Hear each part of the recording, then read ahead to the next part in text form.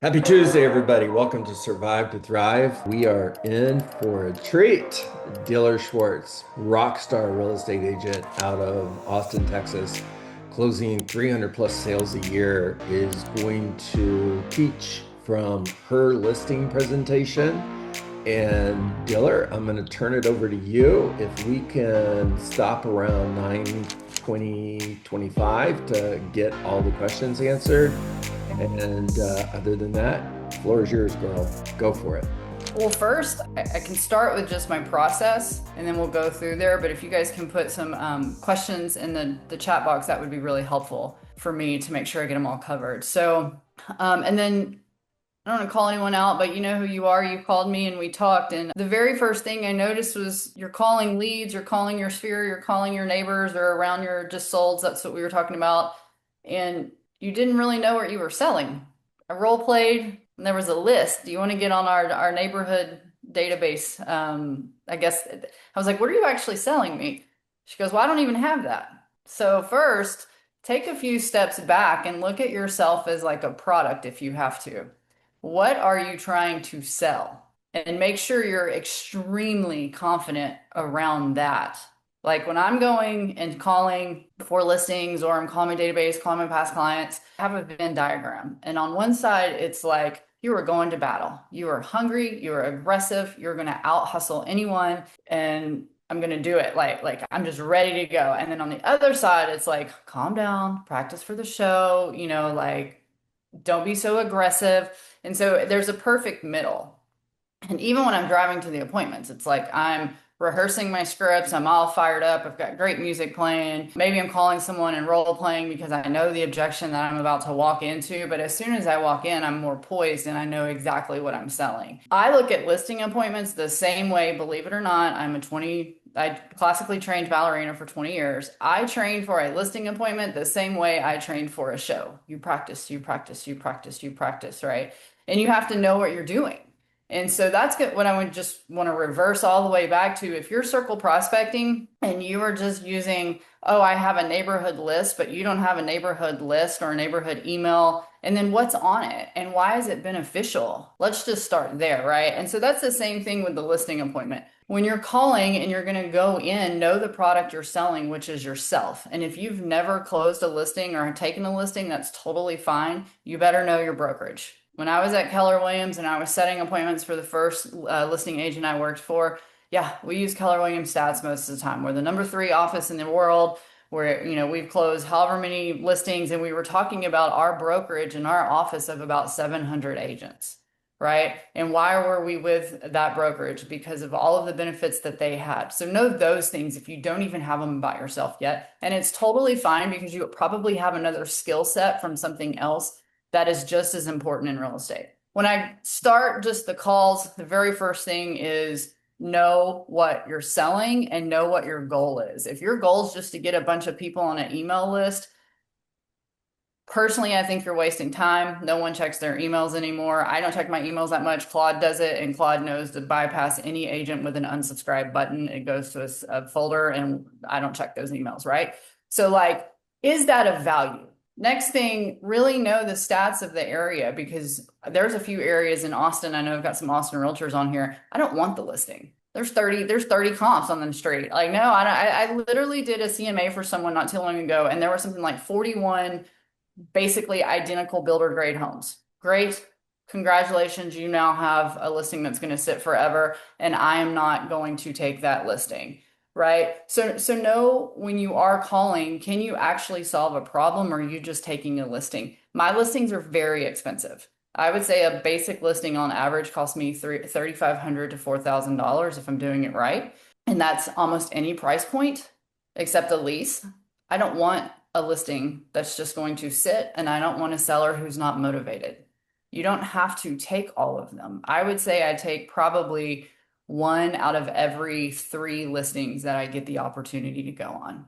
So it all starts with the phone call up front. And the next thing is listen. Create a listing checklist of questions that you want the answers to. Mine are fairly basic, but I've been able to create like a song and dance around them. how much do you owe? And I don't just direct it like I'm not rapid firing questions. I'm making it into a conversation. The more questions that someone will answer, the more motivated they are. And if you don't understand what they're saying, you get to ask more questions. I probably ask 50 to 75 questions for almost every, when it's called the pre-listing call. So I'll call, hey, John, this is Dillar, go through that whole spiel. And then once he's like, yes, let's set the appointment, let's say, whatever, Friday at 3, I call back before the appointment and I have an entire process, which is the pre-listing appointment. I also send everyone a link. I have a home evaluation page. I think most agents have those, and it just says, what's my home value? So as soon as I hang up, my clients get a listing page from me, and they have to fill that out. They go in, they claim a dashboard, and then they make sure that all the information I'm about to get on the tax record is also accurate. I then send them an evaluation with 4 valuations on it. It has the 3 online algorithms that everybody sees, and then it has mine. I also call and say, where do you think I came out? Because if they say, wow, you're way too low, you're off by $100,000, guess who's not showing up to the appointment? I'm not, because we have more work to do before we go. I've got 2 kids, I've got a 2-year-old and a 3-year-old, and I value that time way more than I do going and sitting at someone's table. It's like time is my number one value. You're not gonna take that from me. So I send them the evaluation and then we have another conversation. If they say, yeah, that's about what I was thinking, we do have some cash set aside that maybe I could paint. Do you think that's going to change it? That's fine. I'll still go. We'll talk about that. Now I know what? I know that they've got some cash in hand. So I send them the link. They fill out all of their home details. I then review it. I send them a basic CMA on their homeowner dashboard and we review the values and then I show up to the appointment. Mm. So any questions on that? Taylor, I'll make a couple observations. So the pre-listing conversation is what I call the soft interview. And you mentioned how many questions you're asking in that pre-listing conversation. Can can you hit on that again? Yes. And I'm going to put in the chat, I think you should all be able to click on that and you'll see what pops up. Please don't all of a sudden play around and lose focus here. But if you look at it, it just says home value and real-time data. I just ask them, I say, hey, after this call, if you can click on the link and then click on the home evaluation and fill out your details. There's too much room for error. So when I do the pre-listing or the soft call, I'm asking clarifying questions about this report. I see you have 3 bedrooms. Is that true that it's 3 bedrooms? Is that 3 in an office? How much do you owe? Guys, never go on a listing appointment without knowing how much someone owes on their home. That question, I don't know why we feel weird about it. If you feel weird talking about money, we need to go back to that and read psychology of money and figure out what is your connection of talking about money. My wife hates when I talk about money and I look at it, so she's a stylist and I'm like, I talk about money just like you talk about face creams and hair shampoos or whatever. Like it's the product that I sell and it's the product that I need to know about. Then the next thing I do is I ask, how much do you owe? Yes, Joe, I'm pretty straight to the point. What's your mortgage balance? Typically I'll ask for a mortgage statement. Some people feel weird about that. Well, why? I can tell you I've saved more clients money through figuring out they don't have a homestead, their escrow balance is off, their insurance is crazy high based on what I'm seeing. So it's all coming from contribution. So I'll ask what their mortgage balance is. And then the next thing I'm going to review is, okay, so after all this is said and done, I don't want to know what you want to list your house for. I never talk about list price. I always want to know what they want to take home. Mhm. I could care less if they say they want to list at 350. That's great. Whatever. If you need to net $100,000, I'm going to reverse engineer this, especially when I sit down with the net sheet to show you how I'm going to get you $100,000. Because that's the end goal and that's the motivation. The sales price is like a window display that just gets someone through the door, right? Can you So say that again? say what again? The sales price It's like the is window display. It gets someone through the door. It's that and your hero photo on your listing are the two. They are very important, but that's marketing. That's not really the strategy for anything else. So, let's see. Joe, I just kind of ask your mortgage balance, and you can tell if I'm talking to someone who's well, let me back up. I always give everyone the benefit of the doubt that they may own that. I don't care if they're a 25-year-old in a condo somewhere. Do you own this outright or do you have a balance? I always give buyers that option. Is this cash or a loan? I never assume, especially here in Austin, Texas, with the money that we have flowing through some of our younger homeowners. Um, okay, Sam, that's not my question. Sorry. So I go through what they owe. I go through what their goal is.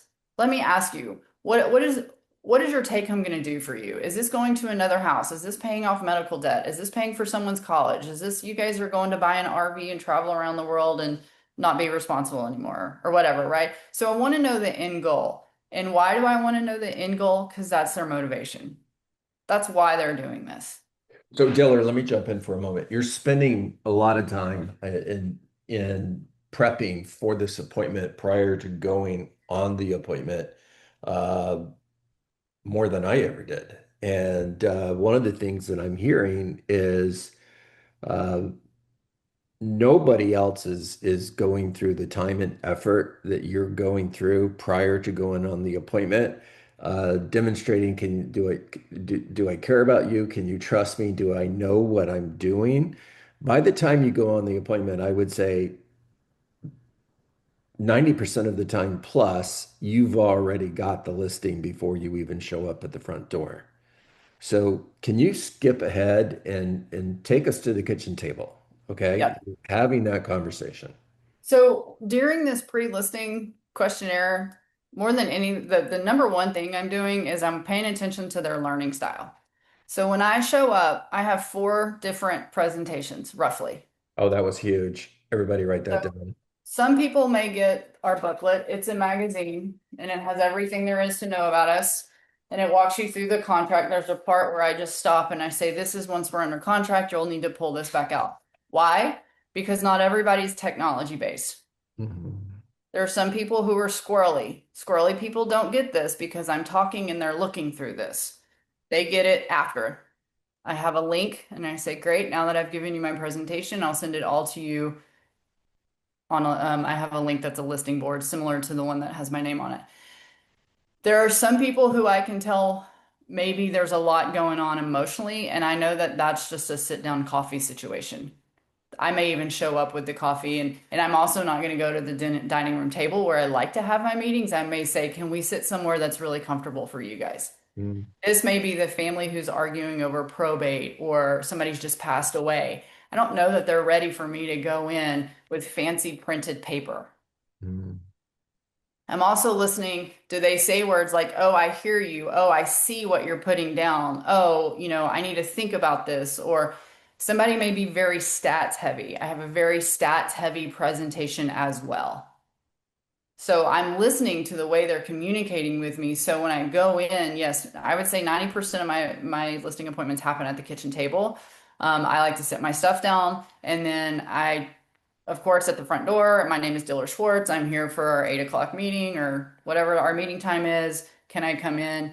I simply set my stuff down and then I ask them, I say, can I please walk your house without you so I can look at this through the eyes of a potential buyer? Why do I not want them following me around? Is I don't want them distracting my process and I don't want them trying to sell me on things that don't matter. That matters to them, that doesn't matter to the listing process. So I walk the entire house and I walk it with what can I fix? What needs to be, renovated or updated, or how is this house just perfect the way that it is? What do I need to do? And I'm looking at this thinking, can I sell this? I don't sell a ton of luxury properties, guys. I mean, I do, but like there are certain areas of town that I just don't work, and I'm probably going to refer that out. I don't network with the buyers who buy those properties. So I may get the listing and then pull in one of our partners. There are homes that are really distressed, and I'll bring in our construction crew. That's where I probably shine the most. So I'm looking at it of what can I do? How am I going to sell this? And what is the story? And then when I go to sit down at the table, I'm already prepared because I know what I need to tell them to do about the house. I know enough about them if I'm about to upset them or if they have cash and they can do all of these repairs. And then I listen to the way that they see their house. That's your second biggest objection. If I see red walls and I don't know, just a really messy house and they've sold me this whole time on how great their house is, well, I know what battle I'm about to go into. Or I may see it over too many updates. And that's just outpriced for the neighborhood. I know what battle I'm about to go to when I sit down at the table. So then I just simply start asking them questions about the home, how they've lived in it. I ask because I like to cut these appointments about 20 minutes is all I have. So I ask them like, is there anything over $2,000 in updates, anything over $2,000 in repairs or renovation that you think needs to happen or that you're aware of? And we go back and forth a little bit on that, but at that point, when I'm sitting down at the table, I'm not really selling myself anymore. I'm building rapport, and I'm trying to think about this. A house is a product to me. Can I sell this product? And I'm at the dining room table trying to do it. I've got the rest out of the way. I've already built the rapport. I've already shared with them whatever stats they need to know, that I've been a real estate coach. I coach listing classes. All of that stuff's gone. I typically send the links or the website. They can read all that. That's not really what I'm there to talk about. I also took that mission statement that we did and I just made it into a one pager. It now sits on the second page of my listing packet. And it is the exact script that we scripted on. I can share that later. And then the next thing I do is I just set clear boundaries. I have a checklist and I literally have it in the listing appointment. Let's make sure we all are all on the same page about four things. One, how do I communicate? What is the cadence that you and I want to have throughout this process? I typically don't do real estate before 8 or after 8. I don't take appointments before 11 o'clock. Is that a problem with you guys? Tell me about your work schedule. Tell me what I can expect and how to communicate with you guys. Do the kids have sports? Do you guys work from home? Do you guys work, Zoom meetings? How is this going to impact showings? How am I going to communicate with you? How am I going to schedule cleaners and stagers if you guys both work from home? Right? I want to know all of that when I leave. So how I communicate and how they communicate. I also specifically ask, do you guys want a group text? Is, wife or husband taking over this? However that is, there's normally someone who wants to lead the communication. I also explain to them that I use AI in my business. So yes, they are talking to my follow-up boss line. That is not my cell phone. And then the next thing is my hours. I set my expectations in hours for them. I don't work on Thursdays. I do 8 to 8, yada, yada, yada. And then I just set the general expectations. I expect everything to be communicated by the end of the day. If you guys have work schedules, if you're a nurse or something like that and you can't do that, please note, unless it's a fire, I will communicate with you by the end of the day on everything. If you have a signed listing agreement with me, you become an A client and you get my attention first. Okay, Dylan, can I interrupt for a moment? Believe it or not, we're at 9:25. Man, that went fast. Uh, Put your digital hand up if you have a question for Diller, guys. Okay. Yeah, and I was about to finish. So the Yeah. very last thing I do, guys, is I introduce my team because I want them to remember I have a listing manager, I have a virtual assistant, I make sure they do it, and then I am done. You have to introduce your team. That was important. So Yeah. important, especially for Yeah. those I mean, of and us. that's really it. It's I go in and I know what I'm doing. I know what I'm selling, and I'm selling my process, and I'm selling. They've already know about my marketing because they probably wouldn't have called me in, or I wouldn't be at the table by that point. Okay, we have several hands up, so let's move kind of quick, guys. Diller, I'll call everybody out for you. Let's start with Jack. Just calling you in the order you put your hand up, okay? Yes. Jack, go. So I was wondering, Diller, is you talk about the amount of capital you put into your listings. So you kind of answered it at the end there that you have a listing manager and a virtual assistant, but can you talk more about what do you think is most important when it comes to moving the needle other than having like nice listing photos and stuff like that, that you really think plays into your marketing and helps you win more listings? I mean, we do video. Every listing has what we called like a designated board. Um, we Instagram, social media, open houses. We stage almost all of our listings, no matter what price point. We will front the money for up to about $15,000 in, paint and stuff like that. We have a pay at close program that's in-house to our team. Um, our photos, let's see, the sign, we have really cool signs with QR codes that do all of this fancy stuff. I don't do any e-blast. I think that's a huge waste of time. We'll do a party depending on price point. Hmm. The YouTube channel, if it's a luxury listing, it Yeah. goes on EXP Luxury.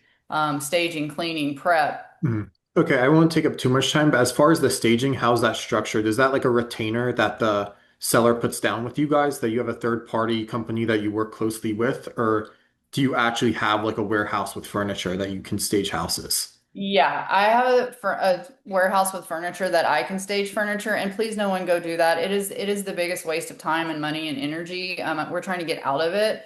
In Austin, our market's really crazy right now for listings. We have the most inventory we've ever had. So I think we're probably doing a few things we wouldn't do in a different market. But Mhm. yeah, I sold furniture for 10 years, so I have a bunch of furniture and things like that it's probably more affordable for me. I have a trailer. Mhm. But don't go out and start your own staging, please. It's a huge, if you know anything about a P&L, it just drains it. Mhm. All right, thank you, Diller. I appreciate it. You got it. Let's go, Tanya. Nathan. I thanks for saying that because I stage my own houses and my brother said to me, "Are you a real estate agent or are you a stager?" Um, I one of the questions I have for you is how do I work on tonality? What is the best way to teach me some tricks and tips on working on that? So, I thought about your question the other day, and I don't know I don't know your brokerage, and so I came I'm from in EXP. I'm with EXP. I was at KW for 12 years. So I took bold 12 times and I took language of sales like six. And back in the day, that was like taught a lot more. I know John was at KW, so I don't know if there's like an equivalent somewhere else out there. But I think you can just or like Phil M. Jones has a bunch of stuff. Just maybe not go to so many real estate trainings, go to just like language classes. I don't know if EXP has anything similar to like the language of sales class. Or like fierce conversations can help you. That's I forget the woman who wrote that book, but I've read that a few times and taken that class. Great advice. Tanya, I'll just add, pay really close attention to great speakers. And it doesn't have to be all sales, it doesn't have to be real estate. Just pay attention to great speakers and how they communicate with people. Nathan, let's go. So outcome of the kitchen table conversation could be probably them saying no, maybe you saying no, and then do you pin down, No one details of the really says contract? no one says no. I think that you think they say no. I think you have to change the way you interpret what their objection or concern is. And Mm, I'll sit there and just circle loop my conversation. If they're not ready, okay, well then great. What does not ready mean for you? Where we're going to interview a few other agents. Okay, I would expect that you do interview a few other agents. What is it that you're looking for that I didn't cover? mm. You know, And how often do they sign a listing agreement there? I mean, I don't see that this is the hard part is like, I don't normally go on listing appointments that I'm not so sure of. It's normally just not a good match. I probably fire more people, but I mean, I probably have like a 95% conversion rate. And there may be some people that it's like, you don't need to sell. You have to understand part of this presentation is my market as well. Our market for a seller right now is extremely hard in most areas. I'm not here to just have a listing because I want a listing count. I've got 30 something listings. I don't need another one. So if they're not motivated and if I can't help them, but I don't feel like I lost the listing at that point. I feel like I'm just saving myself time, energy, effort, and money. And my goal is to help the client, right? I'm more of like an advisor. Cool, So thank you. just make sure you're not predetermining that's a no. Nathan, I said it earlier. I said Diller 90% of the time has got the listing before she shows up at the front door.